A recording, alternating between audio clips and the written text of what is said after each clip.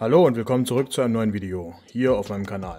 Heute mal wieder seit langem mit einem Mercedes im Maßstab 1:18 von der Firma Norev hier die C-Klasse W202, ja, der C200 in dieser schönen aquamarinblauen Farbe, ja, mit heller Innenausstattung. Schauen wir uns immer gleich mal die Front an. Klassischer Mercedes-Grill natürlich, ne, viereckig hier aus den 80ern bzw. aus den 90ern, ja. Kennt man mit den viereckigen Lichtern, das sieht einfach klassisch aus. Hier natürlich der Stern drauf und ja, gibt es großartig nicht viel zu sagen. Ich werde auch den Kombi hiervon vorstellen, ja. Also bleibt dran und guckt euch danach natürlich auch den Kombi an.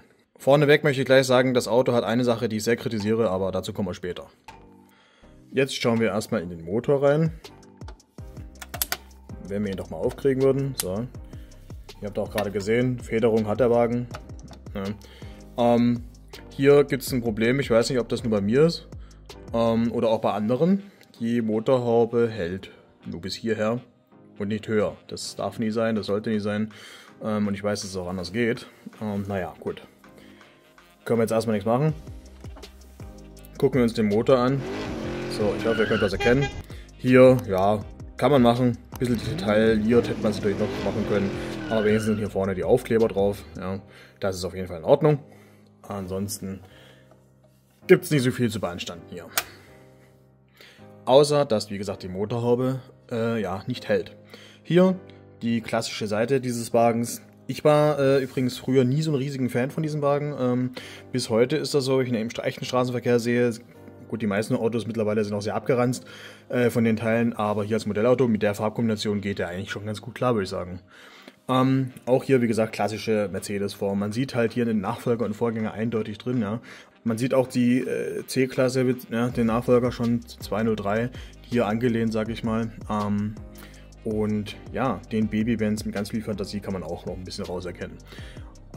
Ja, also wie gesagt, Seitenansicht klassisch viereckig gehalten. Hier der Blinker und hier unten steht noch Elegance Line. Spaltmaße hier sind auch in Ordnung, kann man nichts meckern. Die Felgen sind auch passend zum Wagen, also da sage ich gar nichts. Schauen wir uns das Heck an, auch klassisch hier mit den Dreieckslichtern. Ja. Auch hier diese Kofferraumpartie sieht ja, sehr klassisch aus, sehr Mercedes-like. Und ja, wir schauen jetzt dort rein mit unserem Saugtool. So, et voilà, hier hält die Tür besser. Allerdings kommt hier gleich der nächste Schlag in die, ins Gesicht. Und zwar hier, ja, das ist nicht Stoffimitat, das ist nicht ausgekleidet, das ist reinstes Plastik. Da hilft es dann auch nicht mehr viel, dass hier oben ja das Warndreieck drauf ist, hier, ne, oder angedeutet. Das ist Mist. Ja, das ist einfach nur schade. Das ist auf jeden Fall verpasste Chance, sage ich mal. Da hätte man meiner Meinung nach Teppichboden reinmachen müssen, beziehungsweise Beflaggung. Das ist auf jeden Fall verschenkte Chance, ja. Warum Mercedes? Der Mercedes hat das ja bestellt in der Dealer-Edition, beziehungsweise Mercedes Collection. Warum ist hier nicht, ja, also die paar Kosten können nicht so ausschlaggebend gewesen sein. Ansonsten ist das Modell nämlich sehr, sehr gut, ja. Also es geht alles auf, ist ja heute auch keine selten mehr, oder sag ich mal, keine Voraussetzung mehr leider. Aber ansonsten ist das Modell wirklich so wie es ist, eigentlich sehr gut, außer im Kofferraum. Das versaut meiner Meinung nach das ganze Bild irgendwie. Schauen wir uns dennoch den Innenraum an. Da gibt es dann wieder, sage ich mal, was zum Freuen. So, hier der Innenraum. Und wie ihr sehen könnt, ja, hier im Fußboden ist der Teppichboden beflockt, ja.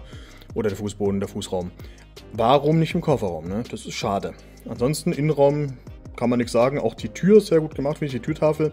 Auch hier mit dem Fach, das ist auch gut gemacht. Hier hinten auch. Ja.